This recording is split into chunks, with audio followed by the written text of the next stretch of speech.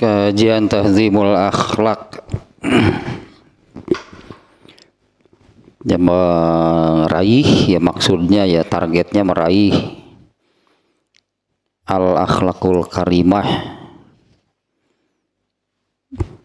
yang ternyata itu untuk meraih hal tersebut ada satu hal penting yang mungkin ini tidak terkemot, tidak terpikirkan gitu ya, yaitu membersihkan hati dari segala penyakitnya. Jadi seperti yang menanam padi tanpa membersihkan tumbuhan-tumbuhan yang lainnya, kalaupun tumbuh tidak maksimal jadinya kan.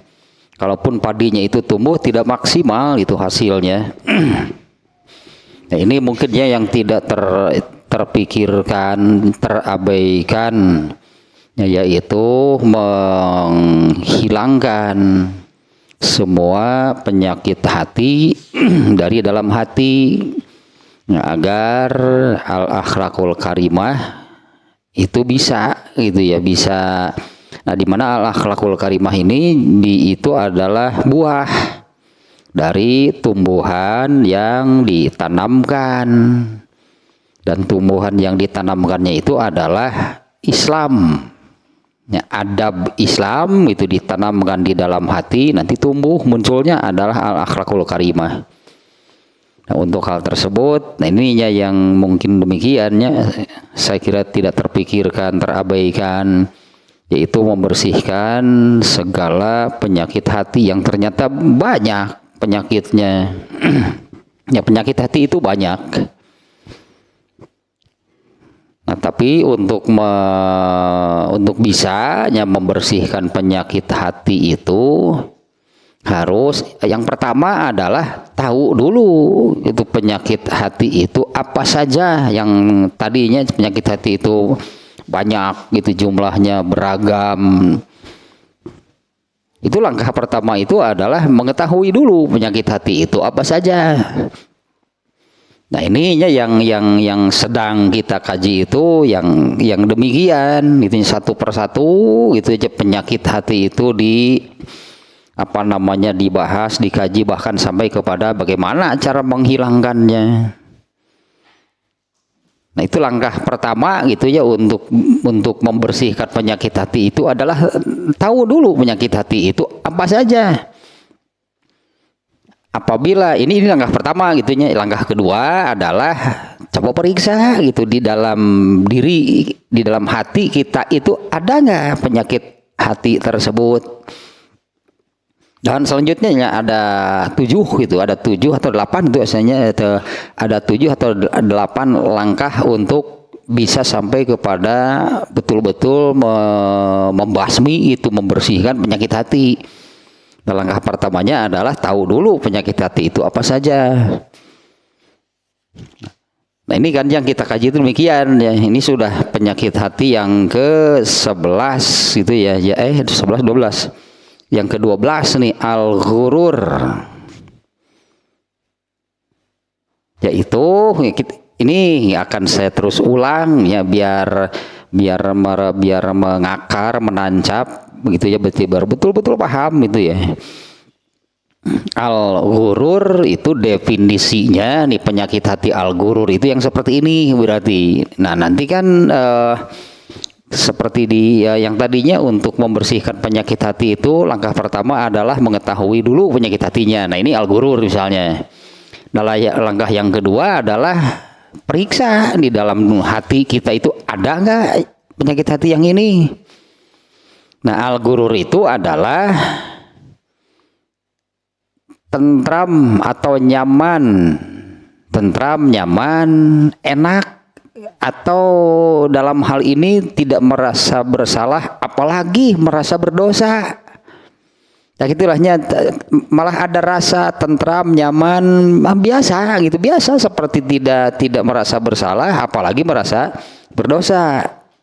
Apabila ada barusannya rasa itu rasa nyaman, tentram, rasa merasa benar, merasa tidak bersalah, apalagi merasa berdosa ketika melakukan sesuatu yang sesuai dengan al-hawa. Nah, itu definisinya demikian ya, yang disebut penyakit hati al-ghurur itu. Tidak merasa bersalah gitu, bahkan apalagi sampai malah nyaman, malah nikmat gitu kan. Mestinya kalau penyakit hati ini kan salah gitu kan, namanya juga penyakit. Mestinya kan salah dan itu dosa. Nah, tidak merasa bersalah, tidak merasa berdosa, lebih dari itu mungkin jadi demikian maknanya. Lebih dari itu malah nyaman-nyaman saja. Apalagi merasa nikmat parah berarti kalau penyakit hatinya kalau sudah malah merasa nikmat. Apabila melakukan sesuatu yang sesuai dengan al-hawa, hawa nafsu itu bahasa Arab tuh, hawa nafsu gitu ya, keinginan sendiri. Yang dimaksud dengan hawa nafsu, keinginan sendiri, artinya bukan ketaatan kepada Allah. Merasa demikian gitu, merasa tidak bersalah, merasa tidak berdosa, bahkan lebih dari itu nyaman, bahkan nikmat ketika melakukan sesuatu yang mengikuti itu keinginan sendiri, bukan ketaatan kepada Allah. Padahal hal demikian itu adalah kegelapan dan tipuan setan. Itu definisinya demikian ya. Padahal itu adalah kegelapan dan tipuan setan. Kemudian satu lagi, al-maghrur. Kalau barusan al-ghururnya demikian gitunya. Al-ghurur itu adalah definisinya yang barusan. Kemudian kalau al-maghrur, ciri lah, anggap berartinya ciri nih. Al-maghrur itu adalah orang yang kena penyakit hati yang ini. Orang yang kena oleh penyakit hati al-ghurur, yaitu orang yang ittakhadzal hawa qaidan wasyaitona dalilan. Berat kan sebetulnya ini ya. Orang yang kena atau yang ada penyakit al-ghurur di dalam hatinya, orang yang ittakhadzal hawa qaidan, yang menjadikan al-hawa atau hawa nafsu, al-hawanya sebutannya, atau orang yang menjadikan al-hawa atau hawa nafsu, keinginannya sendiri, kahayang jeung karesepna, itu sebagai tuntunan dalam beramal gitunya, dan menjadikan setan sebagai dalil gitu, dan setan sebagai dalil, atau persisnya rasa tidak bersalah itu karena merasa punya dalil, padahal itu dalilnya dari setan. Ini ya al-maghrurnya, orang yang ada penyakit al-ghurur di dalam hatinya adalah orang yang menjadikan hawa nafsu sebagai landasan, pedoman, pegangan, tuntunan, landasan, kita sebut demikiannya. Orang yang menjadikan al-hawa, hawa nafsu sebagai landasan amalnya dan setan sebagai dalilnya. Nah, tentang hal ini ya, adalah kajian kita ini tentang al-ghurur. Ya, ternyata dibagi gitu ya. Yang pertama, ghururul kuffar. Gururnya orang kafir. Orang kafir itu intinya gururnya orang kafir itu seperti apa? Gururnya orang kafir itu intinya adalah lebih, bahkan hanya, bukan lebihnya, hanya untuk keduniaan, hanya untuk dunia, hanya hal-hal keduniaan. Nah, orang kafir itu seperti itu, gak ada untuk akhirat, gak ada pada orang-orang kafir. Ya, orang kafir itu segala-galanya gitulahnya, orang kafir itu segala-galanya untuk di dunia, untuk nah kalau segala-galanya untuk di dunia, maka yang mereka lakukan itu adalah segala hal yang bersifat keduniaan, nggak ada yang untuk akhirat. Ini gururul kufar, gururnya orang kafir. Tapi ya gitu ya, tapi kita lihat ternyata orang-orang Islam pun banyak, meskipun orang-orang Islam pun banyak yang kena ini gururnya kafir sebetulnya gitu kan, ini gururnya kafir. Tapi orang Islam juga banyak gitu yang kena, bahkan ada yang betul-betul total seperti orang kafir, sama sekali mengabaikan akhirat. Nah jadi demikian gitunya. Gururnya orang kafir itu, mereka itu betul-betul mengabaikan, itulah mengabaikan, tidak memperhatikan, tidak peduli dengan urusan akhirat. Sehingga bagi mereka ya segala-galanya hanya untuk di dunia, maka semua yang diamalkannya itu adalah hal-hal yang bersifat keduniaan. Nah, tapi kan hal ini ternyata kena juga kepada orang Islam. Bahkan ada orang Islam yang benar-benar seperti orang kafir, orang Islam, tapi tidak memperhatikan sama sekali urusan akhirat. Jadi abaikan, diacuhkan, tidak dipedulikan urusan akhirat, segala-galanya hanya untuk di dunia. Orang Islam juga ada. Ada juga orang Islam yang masih ada perhatian, masih ada pikiran, masih ada urusan keakhiratannya, tapi minim. Jadi orang Islam tapi lebih besar kepada keduniaan. Nah gururnya itu adalah kan setan sebagai dalilnya gitu kan, orang yang kena oleh al-ghurur itu kan setan nih sebagai dalil. Di setan ini yang memberikan dalilnya. Nah di mana ada dua dalil, dua statement dari setan gitu ya. Ini dari setannya, ada dua dalil nih dari setan. Satu, an-naqdu khairun minan nasi'ah. Dua statement dari setan yang sebagai dalil nih, yang dijadikan pegangan nih oleh mereka yang kena oleh al-ghurur. An-naqdu khairun minan nasi'ah.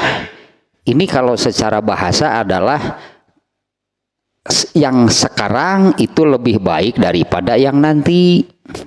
Kalau misalnya dikaitkan dengan yang jual belinya, statement tersebut dikaitkan dengan yang jual beli, artinya kalau dibayar kontan lebih baik daripada dicicil atau dianyuk. Apa dianyuk bahasa Indonesianya? Dieclok. Ya bisa dicicil kan, bisa dicicil, bisa juga tidak dicicil tapi dibayarnya nanti berutang. Nah itu statementnya sekarang, yang sekarang lebih baik daripada yang nanti. Kalau setan itu maksudnya ke arah dunia ini lebih baik daripada akhirat. Kalau dunia kan sekarang, akhirat nanti. Nah itulahnya ininya dari setannya itu demikian, yang sekarang lebih baik daripada yang nanti. Kalau misalnya gitu ya, hal ini terkait dengan orang yang berdagang, maka dibayar sekarang kan lebih baik daripada nanti, karena orang yang berdagang itu pasti kan mencari uang, menginginkan uang. Lalu jual beli itu cash, kontan, nih uangnya, kan inginnya demikian kan, dapat uang. Iya nanti tak temung gitu, nggak mau. Nak bayarnya nanti nganyuk ngarana. Nah bagi yang berdagang itu kan lebih baik sekarang dibayarnya daripada nanti. Nah kemudian itu sudahlah pembahasannya, di mana untuk orang Islam lah kitanya, untuk orang Islam. Meskipun ini pada pokoknya ini ya gururnya orang kafir. Bagaimana sih menyembuhkan? Karena pada intinya dengan statement-statement yang sekarang lebih baik daripada yang nanti, maksud setan itu adalah dunia ini lebih baik daripada akhirat. Maksudnya ke sana. Ya, maksud setan itu seperti itu. Ya, setan itu kan berarti kan membalikan fakta. Setan itu membalikan fakta karena faktanya, kenyataannya akhirat itu, ya surga itu jauh gitulah, jauh lebih baik daripada dunia ini. Nah, oleh setan itu diputar balikan faktanya. Sekarang lebih baik daripada nanti itu dengan membuat kalimat demikian. Lalu dimisalkan lah seperti orang yang berdagang, tuh kan mending sekarang dibayarnya daripada nanti. Emang mau barangnya diambil duluan, uangnya belakangan? Leuheung mun lancar tah dan sebagainya lah setan mah. Nah, kemudian yang kedua, nah ini statement keduanya sekarang, mengobatinya gitu ya. Mengobatinya karena ini pada pokoknya ini adalah gururnya orang kafir, mengobatinya adalah dengan beriman. Ya, cara mengobatinya adalah dengan beriman karena orang kafir itu orang yang tidak beriman. Kalau mereka ingin sembuh dari al-gurur ini orang kafir beriman. Dengan iman itulah, katakannya, dengan iman itulah nanti akan akan terbuka, ya, akan terungkap bahwa akhirat itu jauh lebih baik daripada dunia. Ya, kalau tidak beriman kan sehebat apapun, sebanyak apapun penjelasan tentang ini akhirat itu begini, ya namanya orang tidak percaya. Jadi sebanyak apapun, sehebat apapun Rasulullah SAW lah atau yang lainnya, artinya pelanjutnya menerangkan tentang betapa akhirat itu kan kalau dari jumlah tak terhingga, waktunya tanpa batas, abadi.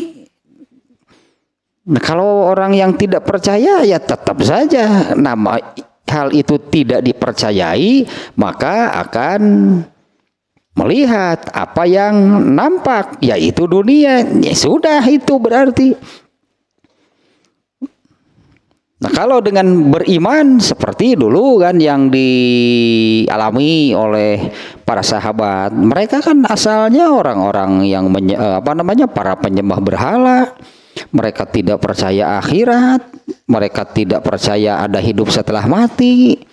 Setelah mereka masuk Islam, ternyata kan dengan beriman mereka begitu yakin benar itu bahwa surga itu jauh lebih baik daripada dunia ini.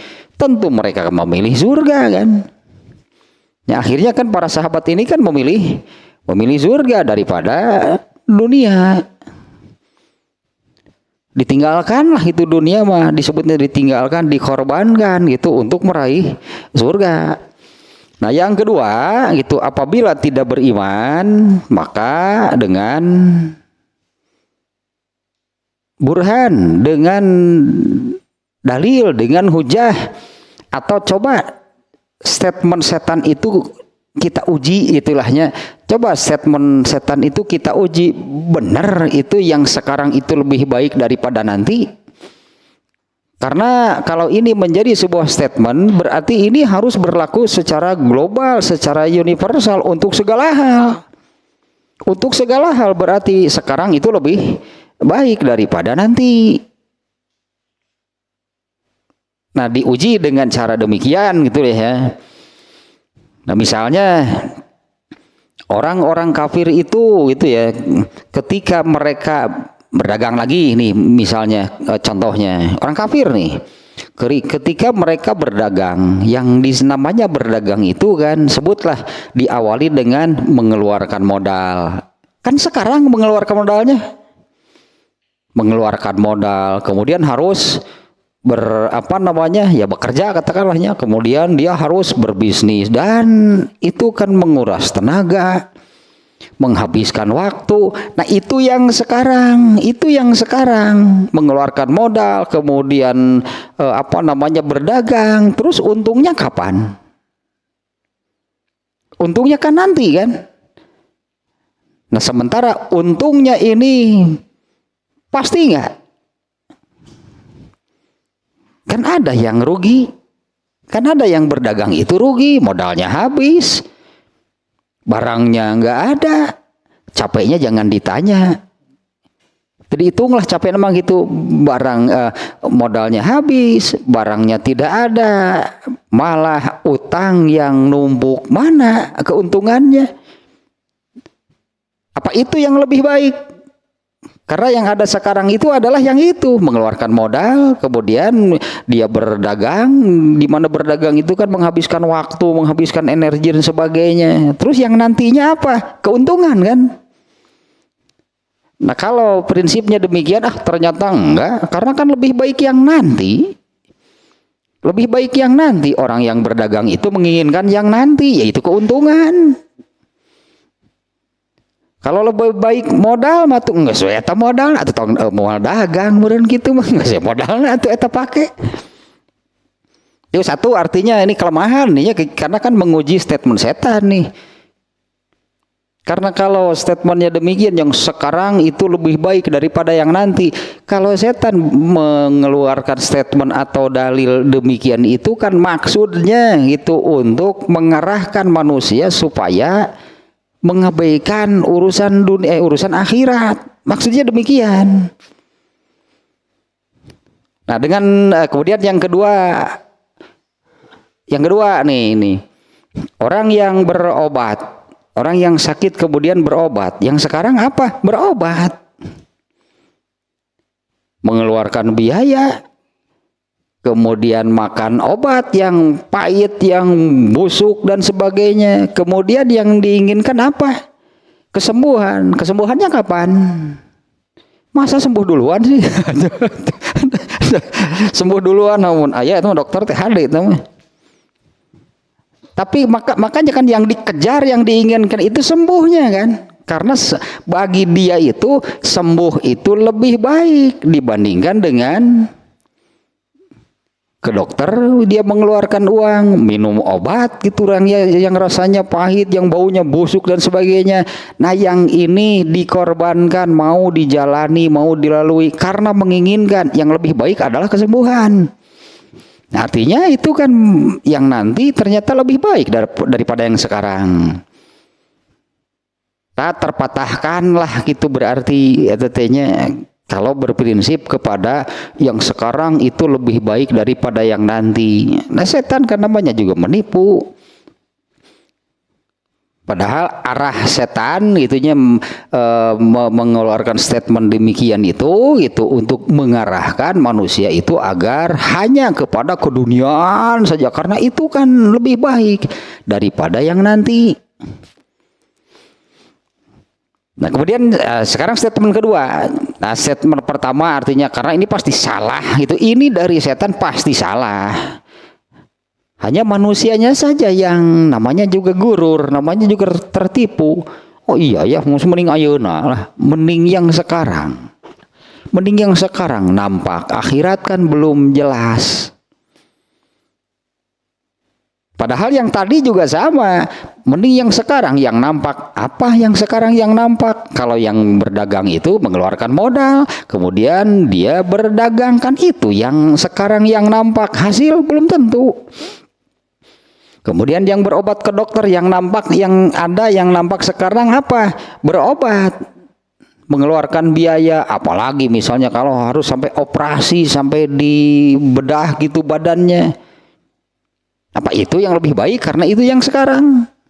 Sementara kesembuhan belum tentu. Tapi tetap itu kan yang dikejar, yang belum tentu lah, dalam tanda kutip, yang belum tentu benar-benar terjadi.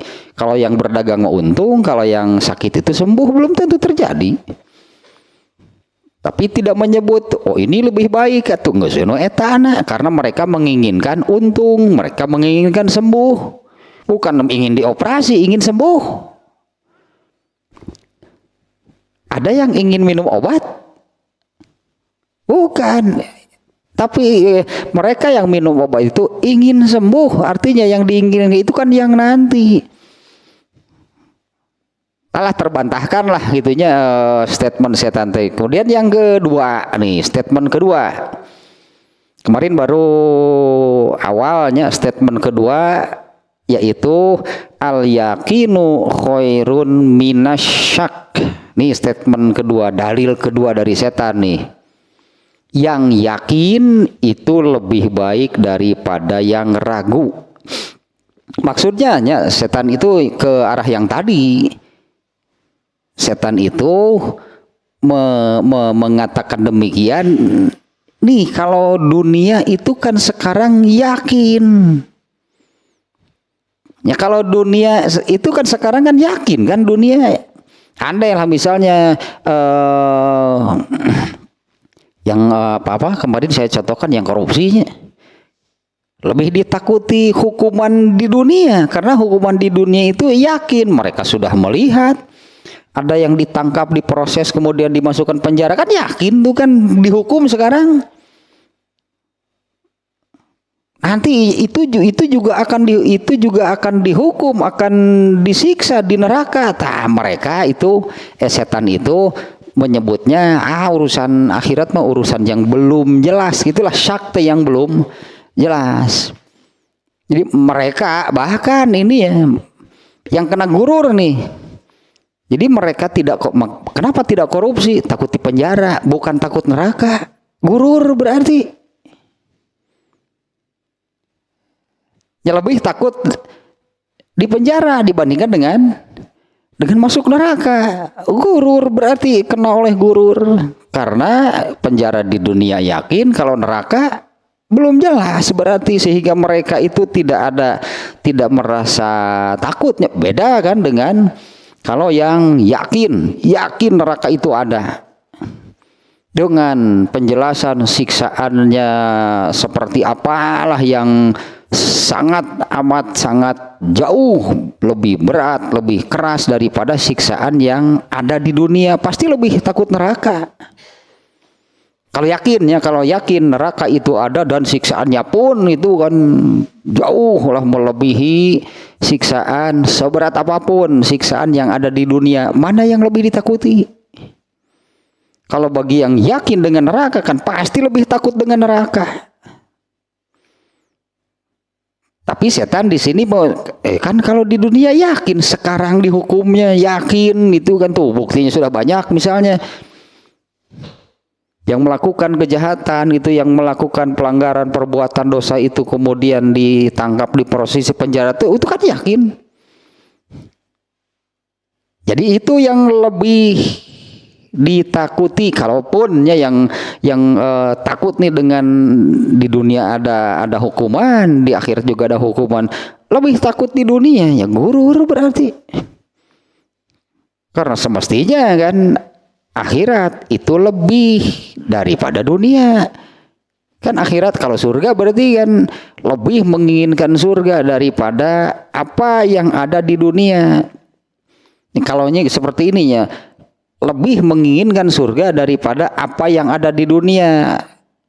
Orang yang berpikir apalagi berprinsip demikian akan beramal seperti apa?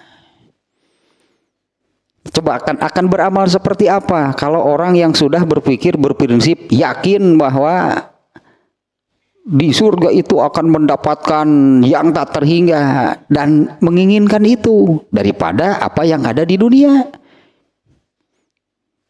Pasti dia akan beramal kan, dia akan beramal semaksimal mungkin untuk meraih apa yang ada di surga. Dunia diabaikan, baik dunia mah. Nah kalau oleh setan kan surganya, akhiratnya diragukan, itu setan yang menghembuskan, membisikkan keraguan-raguan tentang surga, tentang neraka, dan setan menekankan yakinnya dunia. Makanya orang kafir Ya kalau orang kafir kan yang tidak percaya gitu tentang akhirat. Makanya benar gitu hidupnya itu 100% diarahkan kepada keduniaan, hanya untuk hal-hal keduniaan. Kalau orang yang yakin dengan surga, yakin dengan neraka, maka akan lebih, katakannya jauh lebih memperhatikan. Yang menjadi pertimbangannya itulah berarti yang akan menjadi pertimbangannya itu adalah ini surga atau neraka, ini surga atau neraka, itu nggak ada, itu di dunia. Nah, statement kedua, al yaqinu khairun minasyak, dari setan demikian ya. Yang maksudnya gitunya, maksud setan itu meragu-ragukan, setan menghembuskan keraguan tentang akhirat. Wahazal kiasu aksaru fasadan. Ini lebih parah kerusakannya dibandingkan dengan statement pertama, an-naqdu khairun minan nasi'ah. Statement pertama kan an-naqdu khairun minan nasi'ah, yang sekarang lebih baik daripada yang nanti. Nah, kalau yang ini statementnya yang yakin lebih baik daripada yang ragu. Maksud setan itu adalah gitunya menghembuskan keraguan-raguan tentang akhirat dan menekankan dunia yang yakin. Maka akan merasa gitunya seseorang jadi akan merasa dunia lebih baik karena dunia yakin dibandingkan dengan akhirat, karena akhirat itu meragukan. Ini lebih parah gitu dibandingkan dengan yang an-naqdu khairun minan nasi'ah. Karena kalimat ini kalimat yang benar. Sesuatu yang yakin itu ya itulah yang memang harus jadi pegangan kan. Yang yakin itu sesuatu yang harus jadi pegangan. Tidak boleh berpegang kepada yang ragu. Tidak boleh mengamalkan sesuatu yang kita sendiri masih ragu. Kalau dalam urusan apalagi kalau dulunya dalam urusan beramal soleh, beribadah, sesuatu yang kita sendiri ragu, ini benar nggak nih seperti ini itunya amal solehnya, ibadahnya kita ragu, nggak boleh dilakukan. Ya harus yang yakin.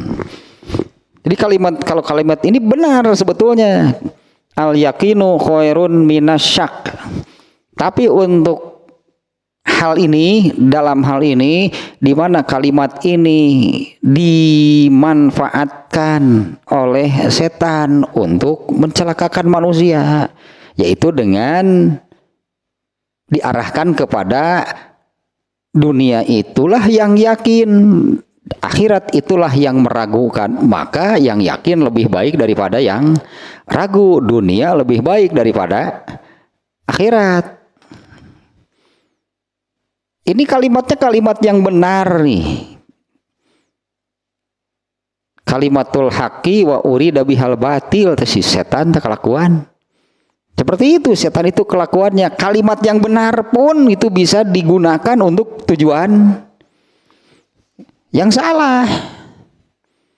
Yang kalimatul haqqi, kalimatnya itu benar. Yang yakin itu lebih baik daripada yang ragu. Tapi oleh setan itu digunakan untuk yang salah, digunakan untuk memelintir, digunakan untuk mengalihkan, membelokkan itulah manusia dari berpikir, katakanlahnya berpikir dan beramal keakhiratan gitu, dialihkan, dibelokkan menjadi ke arah keduniaan. Nah, pada kalimat ini atau seperti ini nih maksudnya. Jadi untuk kalimat ini rasa tidak bersalahnya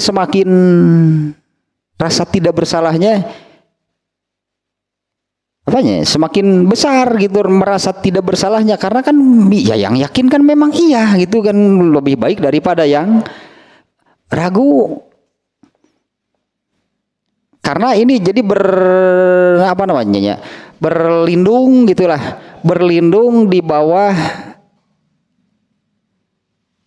satu naonnya, berlindung di bawah satu kalimat atau satu pernyataan yang memang benar. Kalau yang yakin itu lebih baik daripada yang ragu.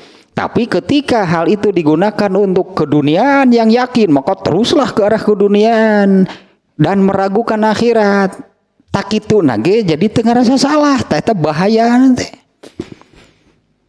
Ya seperti itu jadi tidak merasa bersalah, malah kan bukan hanya tidak merasa bersalah, bukan hanya tidak merasa berdosa, malah nyaman dan nikmat, nyawe geningan nikmat kikian teh keduniaan saja gitu ya. Betul ini ternyata nikmat.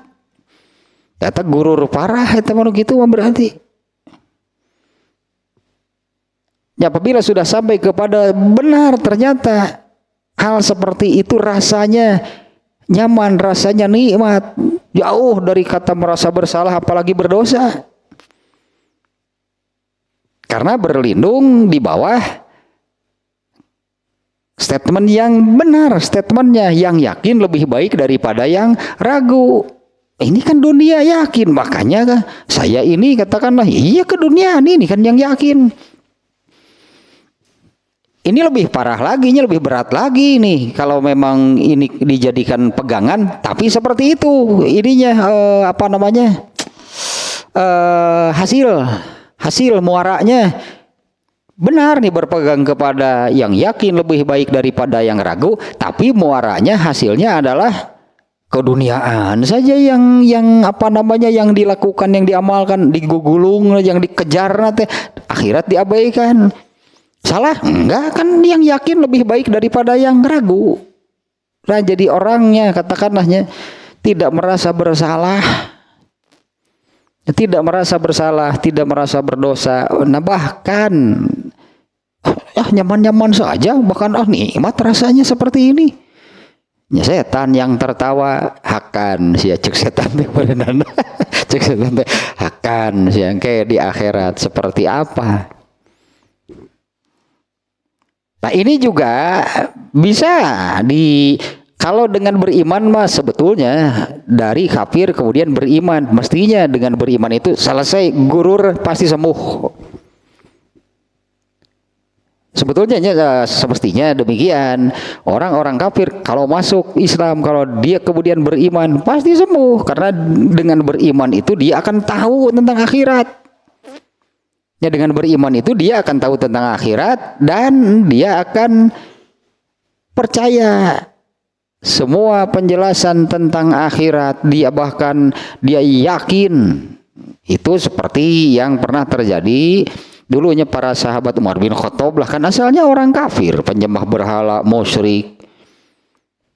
Tapi setelah masuk Islam benar-benar kan total, hanya anggaplah betul-betul hanya mengejar surga hidupnya karena yakin dengan surga. Nah, ini yang nikmat, nyaman, damai, bahagia gitu ketika ini kan yakin dunia siahakan cek setan teh hiji cerita lumayan teh. Tapi dengan catatan nih ya, bahwa meskipun ini penyakit, ini gururnya orang kafir kalau mengabaikan akhirat dan berarti hanya hidupnya itu hanya untuk keduniaan, segala-galanya hanya untuk di dunia, akhirat nonsen gitulah. Nonsen urusan akhirat, nggak peduli sama sekali, kafir pantasnya kafir kalau yang hidupnya demikian. Tapi orang Islam juga banyak, bahkan ada yang benar-benar seperti orang kafir, orang Islam sama sekali tidak mempedulikan mau bagaimana sih nanti di akhirat. Banyak loh orang Islam yang demikian. Ya, orang Islam yang nggak pedulinya nanti itu di akhiratnya mau seperti apa sih hidupnya, karena di akhirat kan hidup. nggak dipikirkan, nggak peduli sama sekali.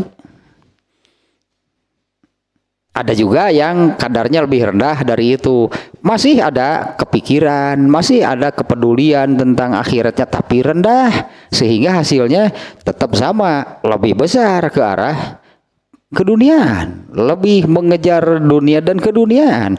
Untuk akhirat saridona we saya untuk akhirat tuh saridona we sayana sahayuna sakaburuna.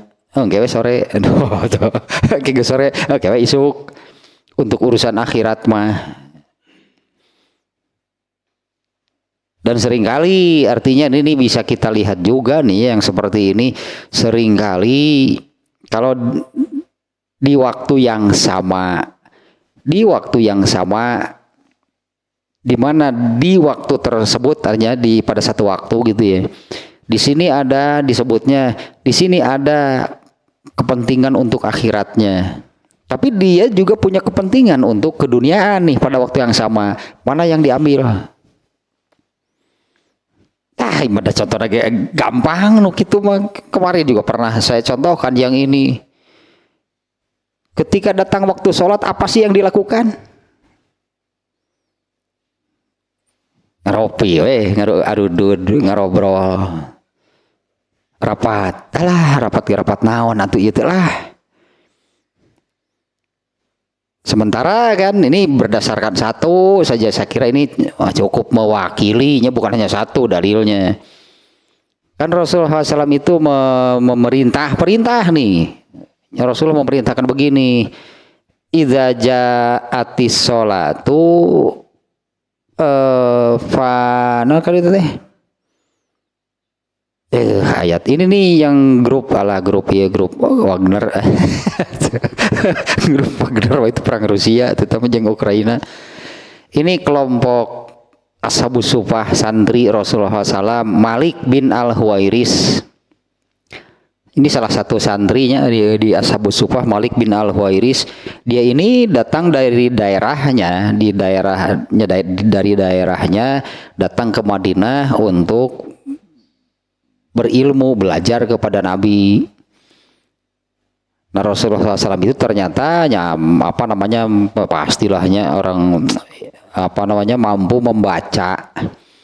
mampu membaca situasi, mampu membaca gestur gitu seseorang, mampu membaca air muka, tapi bukan tahu hati isi seseorang, enggak.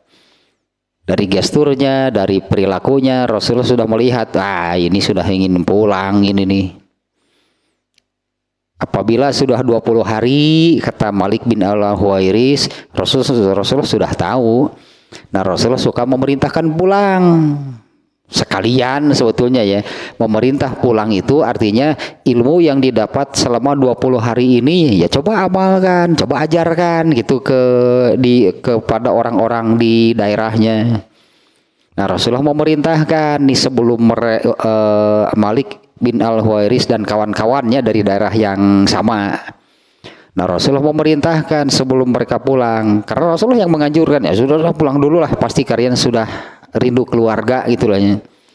Nah, Rasulullah memerintahkan jika datang waktu sholat azan satu orang, kemudian jadilah imam di antara kalian orang yang lebih tua umurnya.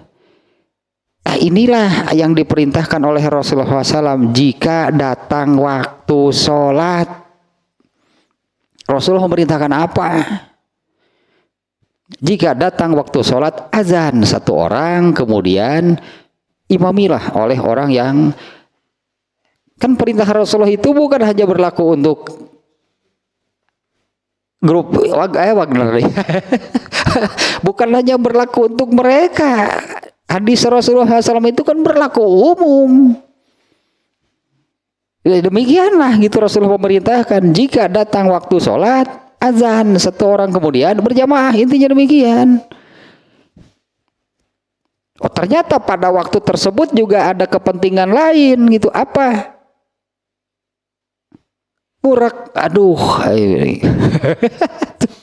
Ada kepentingan lain, ada hal lain. Mana sih yang diambil? Mana sih yang dilakukan? Anggaplah pada waktu yang sama ada dua hal. Ini yang sangat, karena ini pasti sering terjadi yang seperti ini dan sangat nampak nih ya, ini di depan mata nih hal-hal seperti ini. Padahal hadisnya sangat jelas. Yang barusan itu saya katakan itu baru satu dalilnya yang demikian. Apabila datang waktu sholat, apa sih yang Rasulullah perintahkan? Maka akan sangat terlihat nantinya mana yang akan dipilih seseorang, keakhiratan atau keduniaan. Terus rapat apa? Hari rapat itu ngobrolkan agama, hari berjamaah henteu kumaha, ieu teh atuh asa pebolit logika teh ieu teh. Nah, kembali lagi ke sini. Ini seolah-olah demikian nih. Kita uji lagi nih. Karena ini kalimatnya benar nih, ini lebih berat nih. Karena ini kalimatnya benar, yang yakin lebih baik daripada yang ragu. Tapi setan artinya nih kebatilan yang yang dimunculkan itu oleh setan itu. Nah, ini berlindung nih di bawah kalimat yang benar ini. Nah, yang pertama nih, al yakinu khairun minasyaki idza kana mislahu. Yakin lebih baik daripada yang ragu apabila itu memang seimbang, apabila itu memang sama. Ini A nih yang dianggap yakin, kemudian B nih yang dianggap ragu misalnya. Berarti kita ada dua. Yang satu yakin, yang satu ragu. Itu ya, yang satu yakin, yang satu ragu. Apabila ini kadarnya seimbang, benar mending yang yakin, benar mending yang yakin. Apabila ini kadarnya seimbang lah, misalnya A yakin, B ragu, tapi ini kadarnya seimbang, mending mana? Ya mending yang yakin. Mending yang yakin dibandingkan dengan yang ragu. Idza kana mislahu, apabila itu kadarnya sama. Nah, kita bandingkan yang tadi contohnya nih ya. Seorang yang berdagang, yang yakin itu adalah dia mengeluarkan modal dan dia pasti capek. Eta dan yakin mah itu kan yang yakin, dia keluar, anggaplah gitunya yang berdagang demikiannya umumnya kan, dia mengeluarkan modal dan dia pasti capek, itu yakin kalau berdagang. Nah, sementara hasilnya yang belum jelas, tadi sebut belum jelas teh ragu, artinya apa yakin, apa pasti beruntung, belum tentu. Tapi kan berapa sih modal yang dikeluarkan? Satu misalnya. Berapa sih capeknya? Kalau rasa capeknya itu kita sebut dengan angka lah, capeknya 3. Oh, jadi 4 lah gitunya. Modalnya 1, capeknya 3. Nanti untungnya berapa sih? Untungnya 100, mending mana? Padahal yang ini kan, yang 100 ini kan ragu, belum tentu, belum jelas. Sebetulnya ini dengan contoh demikiannya itu sudah terbantahkan. Kenapa tuh kalau begitu? Kenapa orang masih terus saja mau mengeluarkan modal, mau berdagang sampai sekarang? Kan orang demikian. Kenapa masih terus saja dilakukan? Kalau memang ini yang yakinnya, sudah itu ambil yang yakin. Abaikan itu yang.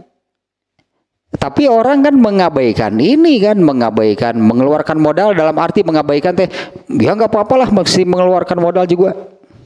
Mau mengeluarkan modal. Kemudian mau juga capeknya gitu dari berdagang. Kenapa? Karena ingin meraih keuntungan. Anda yang seperti ini nih. Karena kita barusan memunculkan angka lah gitu ya. Modal yang dikeluarkan 2 misalnya nih. Modal yang dikeluarkan 2. Kemudian rasa capeknya 2 misalnya. Lalu nanti keuntungannya 3. Jadi nggak berdagang kalau seperti itu. Rugi kan nyebut nage. Pasti akan mengambil yang ini. Tadi yang yakin lebih baik daripada yang ragu apabila ini kadarnya sama atau sebanding. Mengeluarkan modal 2, capeknya 2, jadi 4. Nanti untungnya berapa? 4. Nah naonan dagang sok dan bakal gitu nu dagang mah. Buat apa berdagang kalau demikian? Karena ini kan modalnya yakin keluar, capeknya yakin. Sementara kalau hasilnya juga sebanding dengan modal dan sebanding teh sepadan gitulah, sejajar sama, ngaluarkan opat nanti akan mendapat opat. Nah naonan kecapek-capek. Tapi tetap kan dilakukan itu karena ingin meraih, ingin mengejar yang keuntungan yang besar, yang kalau menurut statement ini, menurut setan itu sesuatu yang masih meragukan karena kepastian beruntung apabila berdagang itu belum jelas. Nah ini nantinya apalagi ini? Nantinya untuk ke yang untuk ke akhirat gitulah. Kalau akhirat itu sebanding dengan dunia, benar mending sekarang, yakin dunia. Mending sekarang, yakin dunia. Kalau akhirat itu sebanding dengan dunia. Kalau dengan ya katakanlah, ini orang kafirnya, kan orang tentang kafirnya. Orang kafir itu berusaha, berikhtiar melakukan apa untuk meraih, misalnya untuk meraih apa yang ada di dunia ini. Nah dengan amal sekian itu, misalnya orang si kafir ini bisa meraih 100 nih di dunia. Karena orang kafir kan meraih, mengejar dunia kan. Maka si orang kafir itu ya bekerja, berusaha, berikhtiar untuk hal-hal keduniaan dan hasil 100 misalnya nih hasilnya. Andai dengan usaha, ikhtiar, amal yang sama nanti di akhirat itu dapat 100, mending dunia mending akhirat. Mending dunia jumlahnya sarua, nolila. Coba jumlahnya sama dengan yang didapat di dunia, bari engke kan disebut naon dan mending ayeuna. Apalagi orang kafir yang meragukan akhirat. Akhirat mana? Emang saya dapat apa di akhirat? Emang akhirat ada? Wah, parah kalau sudah demikian. Ya pastilah hanya akan kepada keduniaan. Sekali lagi seperti ini nih ya. Kalau seseorang yang berusaha untuk mengejar, meraih keduniaan nih, berusaha, berikhtiar, itunya bekerja, beramal untuk meraih keduniaan, hasil ternyata nih keduniaannya ini sebutlah sebanyak 100. Andai dengan ikhtiar, usaha, kerja, amal yang sama, nanti di akhiratnya itu mendapatkan 100. Mending dunia, mending akhirat dengan jumlah yang sama nih. Ya mending di dunia, itu mending ayeuna, mending engke lila da kitu-kitu keneh jumlahna ge sakitu. Makanya Allah menjanjikan di akhirat itu berlipat-lipat bahkan tanpa batas. Kalau yang disebut untung di akhirat teh, iya, karena Allah sebetulnya Allah membandingkan hidup manusia di dunia ini seperti berdagang. Itu tadi di surat As-Saff ayat 9 itunya yang Allah mau mengibaratkan hidup manusia di dunia ini, yaitu ibarat orang yang berdagang, di mana orang yang berdagang pasti ingin meraih keuntungan. Berapa besar sih keuntungannya? Andai keuntungannya itu sama dengan modal yang dikeluarkan, mung sok serege mah siapa yang mau berdagang kalau demikian? Di surat As-Saff ada apa lah ya teh ketang itu yang hanya ayat berapa, ayat 9 ya teh. Ya ayyuhallazina amanu, nih wahai orang-orang yang beriman, hal adullukum ala tijaroh, nih dagang, perdagangan, perniagaan. Ayat 9 ya. Ya ayyuhallazina amanu, wahai orang-orang yang beriman, hal adullukum, maukah aku tunjukkan kepada kalian, tijaro ala tijarotin, atas perdagangan, perniagaan, jual beli, tunjikum min azabin alim, yang akan membebaskan kalian dari siksaan yang maha pedih, menyakitkan. Ini caranya, takiyah dagang nate, tu'minuna billahi. Seperti ini cara berdagangnya, berimanlah kepada Allah. Ya, kalian beriman kepada Allah wa rasulihi, dan kepada rasulnya, wa tujahiduna fi sabilillah, bersungguh-sungguhlah hidup di jalan Allah, wa tujahiduna fi sabilillah, di jalan Allah teh agama Islam. Jadi bersungguh-sungguhlah dalam beragama Islam. Jangan seperti tadi, datang waktu sholat yang Nabi perintahkan azan, kalau ada yang sholat tuluy ngurak turun-urun, aduh sholat tidak galang 2:30 sholat lohor teh. Ini yang akan ini yang tijarohnya bahasanya ya, berimanlah. Anggaplah demikiannya, meskipun itu kalimat di ayatnya bukan kata perintah sih. Berimanlah kalian kepada Allah dan bersungguh-sungguh, berimanlah kepada Allah dan Rasulnya, dan bersungguh-sungguhlah di jalan Allah. Wa tujahiduna fi sabilillahi, di jalan Allah, bi amwalikum wa anfusikum, dengan harta dan diri kalian. Tak, iya keuntungan anak nih, ini keuntungannya yang akan didapatkan. Yaghfir lakum dzunubakum, ini ayat 10-nya ya, ayat 10-nya nih. Yaghfir lakum dzunubakum, Allah pasti mengampuni dosa-dosa kalian. Ya wa yudkhilkum jannatin tajri min tahtihal anhar, dan Allah akan memasukkan kalian ke dalam surga yang mengalir di bawahnya sungai-sungai. Wa masakina thayyibatan, nah di sana ada tempat-tempat yang tempat, wa masakin, tempat tinggal. Di sana akan ada ya, mendapatkan tempat lah itunya, tempat yang baik. Fi jannati adnin, di surga Eden. Ini teteh surga Eden teh tidinya teteh. Zalikal fauzul azim, nah itulah sukses besar.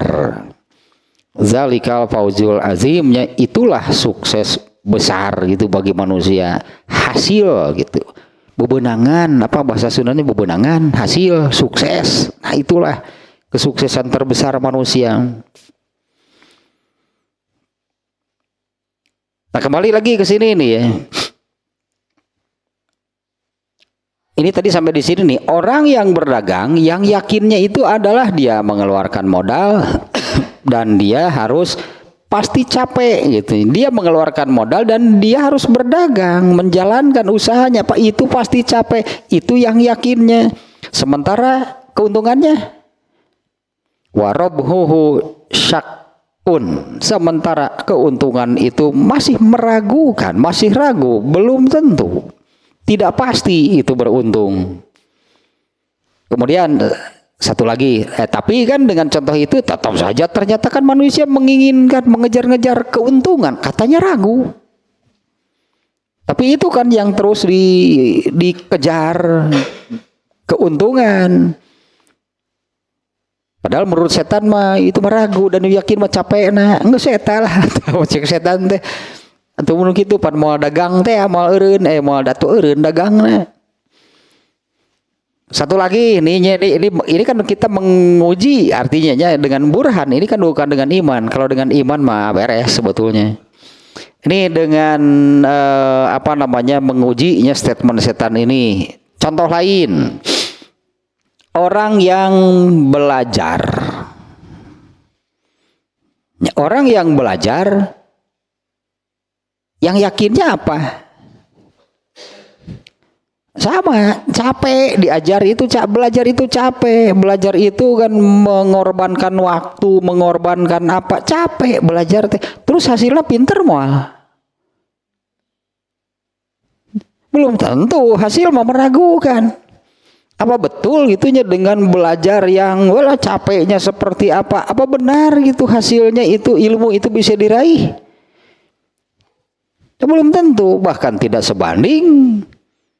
Diajar kurang kumaha, ada banger atau pun ayah nu gitu ayah nu gitu itu diajar padahal kurang kumaha tapi anger, artinya apa yang diinginkan itu kan tidak tercapai. Seperti memang seperti kan ada juga kan orang yang berdagang kemudian rugi. Ini hanya ini untuk menguji saja nih ya, jangan mematahkan semangat belajar nih ya. Aduh, kurang pisan. Aduh, kurang pisan we. Diajar teureun-eureun tapi ya saon wae teh. Misik itu jangan mematahkan semangat belajar. Ya apalagi kan kalau kita orang ya apa namanya, bagi orang yang beriman kan yang dinilai Allah kan bukan seberapa banyak hasil, bukan, karena itu bagian Allah kan. Justru Allah menilai itu kalau yang berdagang tadi kan dari usahanya, bukan berapa keuntungan yang dinilai oleh Allah, berdagangnya dengan cara seperti apa, itu yang akan dinilai dan diberi pahala. Sebetulnya itu lebih besar dari keuntungan. Keuntungan 10 juta, pahala dari Allah berapa? Coba. Pahala dari Allah kan gak bisa dinilai dengan uang. Nah belajar juga sama nih ya, jangan mematahkan semangat belajar. Apal sih ari bodoh wae mah. Apal ari bodoh wae mah. Ieu teh pinter-pinter nu dialajar teh itu. Satu pinter-pinter nu dialajar teh. Nah yang yakinnya itu adalah proses belajarnya itu yang pasti capek lah seperti orang yang berdagang. Sementara ilmu yang didapat belum tentu kan.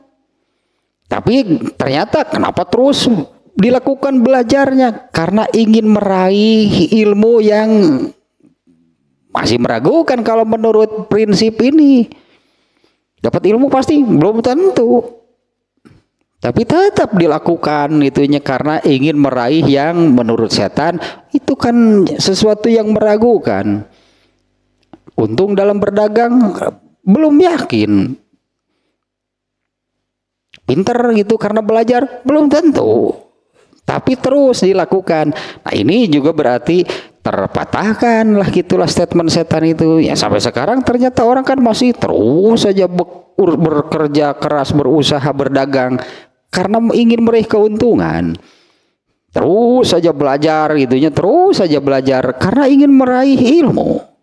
Padahal hasil kalau menurut prinsip tadi itu sesuatu yang meragukan. Kenapa terus mengejar keuntungan? Kenapa terus mengejar ilmu? Karena itu yang diinginkan.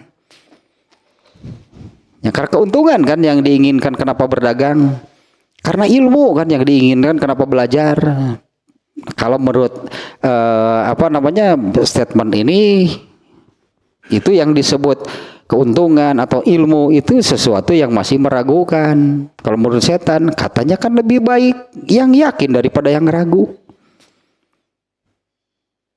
Ini bukti artinya data itu bahwa apa yang dikatakan setan itu bisa terpatahkan. Kalau memang demikian maka orang akan berhenti berdagang. Dalam contoh ini, kalau memang demikian orang akan berhenti belajar. Kenapa? Dapat ilmunya juga belum tentu. Tapi kan tidak demikian kan. Nah artinya nih terbantahkan lah itunya statement dari setan ini. Wa kullu zalika tarkul yakini bisyak. Nah, dengan dua contoh tadi mereka kan lebih menginginkan yang menurut setan itu ragu. Mereka meninggalkan yang yakin dan tetap melakukan untuk meraih yang menurut setan itu ragu. Kalau yang berdagang keuntungan tadi, kalau yang belajar ilmu, ternyata kan tetap saja berusaha, tetap saja melakukan itunya untuk mendapatkan keuntungan atau mendapatkan ilmu. Nah, apalagi misalnya seseorang yang berdagang akan mengatakan ini, kalau saya tidak berdagang nanti saya mati, nyebut nanti. Kalau tidak berdagang ya saya akan kelaparan dan akan mendapatkan kemadharatan yang besar. Kalau saya berdagang, benar gitu, harus keluar modal, benar pasti akan capek letihnya karena berdagang, tapi itu tidak seberapa, itu kecil bahkan tidak bernilai apabila dibandingkan dengan keuntungan yang besar. Ini kalimat ini apa namanya, jero iya penting ya. Orang yang berdagang mengapa masih terus melakukan? Apabila mengikuti prinsip setan kan jadinya jadi salah gitunya.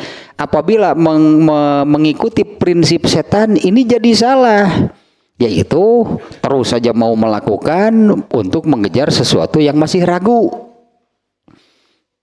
Nah, orang yang berdagang akan mengatakan seperti ini, kalau saya tidak berdagang saya kelaparan. Berarti saya akan masuk ke dalam bahaya yang besar. Nah, kalau saya berdagang, kalau saya melakukannya berdagang, benar gitulah saya harus keluar modal.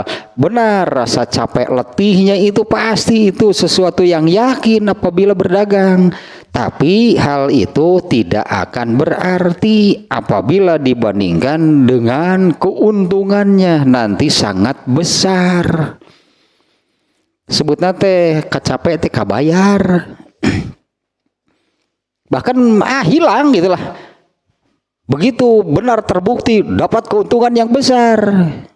Rasa capek, letih, pusing, riweuh dan sebagainya hilang setelah mendapatkan keuntungan yang besar. Bandingkan dengan bagaimana kalau meraih surga. Tak capek, kapusing, kariweuh di dunia teh nggak ada artinya sama sekali. Benar-benar nggak ada artinya. Nah, mestinya berpikir seperti ini. Kalau saya tidak beramal untuk meraih akhirat, saya akan mati. Saya dalam bahaya besar. Dan nanti apabila setelah benar-benar menerima balasan Allah di akhirat, kacapek di dunia teh justru malah kurang keneh mun gitunya bos eta teh beramal teh diedankeun sigana batinna leuwih gede. Coba kalau waktu di dunia itu beramalnya gitunya seperti apalah, pasti keuntungannya akan lebih besar. Nah, itu nggak akan ada artinya. Ini mengeluarkan modal. Awalnya kan demikian, harus keluar uang, kemudian berdagangnya itunya ya apa namanya capek, letih, tapi semuanya itu akan terbayar, akan sirna, hilang lah sebut nanti setelah mendapatkan keuntungan yang besar. Nah, coba kita bandingkan. Zalikal fauzul azim tadi kan di surat As-Saff ayat 10 ujungnya kan demikian. Itulah keuntungan, itulah kesuksesan yang besar. Nah, setelah mendapatkan keuntungan kesuksesan besar itu, lalu misalnya ingat-ingat dulu beramal sekian, pasti ngerasa kurang. Mun bakal tanya modalna gedean, tah kerasok.